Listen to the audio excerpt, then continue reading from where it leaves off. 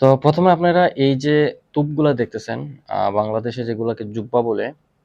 তো এই জুব্বাগুলাকে আয়রন করি। আমি এই জুব্বাগুলাকে আয়রন করি। এই দেখেন আপনারা জুব্বাগুলা, এগুলি আমি আয়রন করি।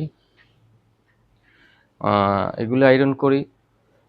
এখানে এই যে একজনের কাপড়, এখানে একজন, এখানে একজন, এখানে একজন, মোট 5 জন লোকের কাপড় আমরা 2 জন লোক আয়রন করি, আমি করি। আর সাথে আমার একজন নেপালের লোক থাকে, ওনারা, আমি আর একজন নেপালি, আমরা 2 জন মিলে এই কাজগুলো করি। তো এই নর্মাল কাজ, সারাদিনে আপনার 2 ঘন্টা 2.5 ঘন্টা ডিউটি। অত আহামরি পরিশ্রম যে এরকম না। আমরা যে ভাবি যে বিদেশে আসলে হাড়ভাঙ্গা পরিশ্রম, আসলে সব ক্ষেত্রে না, কিছু কিছু ক্ষেত্রে হাড়ভাঙ্গা পরিশ্রম হয়। আর কিছু কিছু ক্ষেত্রে আমার কাছে মনে হয় যে আমরা বাংলাদেশে যেই পরিশ্রমটা করি তার 10 ভাগের 2 ভাগ পরিশ্রম এই প্রবাসী মাটিতে হয়।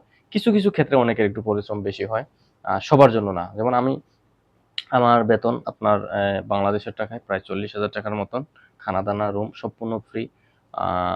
কাজ ডিউটি অলমোস্ট সারা দিনে রাত্রে মিলিয়ে ধরেন 3-4 ঘন্টা ডিউটি হলো। তো এই কাজগুলাই করি। আপনাদেরকে আরো দেখাই। এই যে হলো আপনার টেবিল আর কি। এখানে আমার একটা ফোন আছে, আমি এখানে বসে ফোন দেখি। এই যে এইটা আমার চেয়ার, এখানে বসে থাকি। কাজ তো থাকে না, অ্যাভেলেবেল নাই। হঠাৎ কাজ আসে, হঠাৎ না, বসেই থাকি বেশিরভাগ সময়।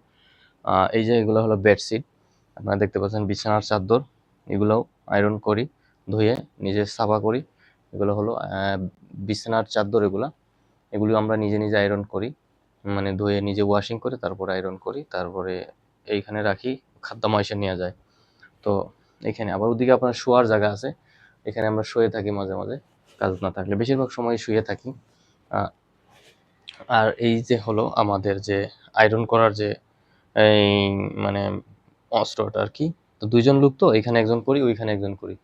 তো এইখানে দেখতেছেন একটা ছোট, ওইটাতে ছোট কাপড়গুলো করি। আর এখানে একটা বড়, যার ওজন প্রায় 8 কেজির কাছাকাছি দেখতেছেন। এর ওজন 8 কিলো, 8 কেজি এর ওজন। তো এইটা দিয়ে আমরা করি। আর রুমটার ভিতরে বসে থাকি। আর এই যে আপনাদেরকে আরেকটা মেশিন দেখাইতেছি আমি, এটা হলো কাপড় শুকানোর মেশিন। আপনারা জানেন, তাও আমি একটা ভিডিও বানালাম আর কি। এটা হলো কাপড় শুকানোর মেশিন। এখানে কাপড় ধুয়ে শুকাই, রোদ হলে বাইরে দিই, নাহলে এখানে শুকাই, এটাই কাপড়গুলো শুকায়। আর এখানেও আবার কিছু কাপড় ধুয়ে লটকে রাখছি। আর এই হলো ওয়াশিং করার মেশিন, এটা হলো বড়, আর এটা হলো ছোট অটোমেটিক। এটাতে আপাতত আমি কাপড় দিয়ে রাখছি, ধোয়া চলতেছে। আর এটা বড় মেশিন, এই দুটো মেশিনে আমরা কাপড় সাফা করি। আর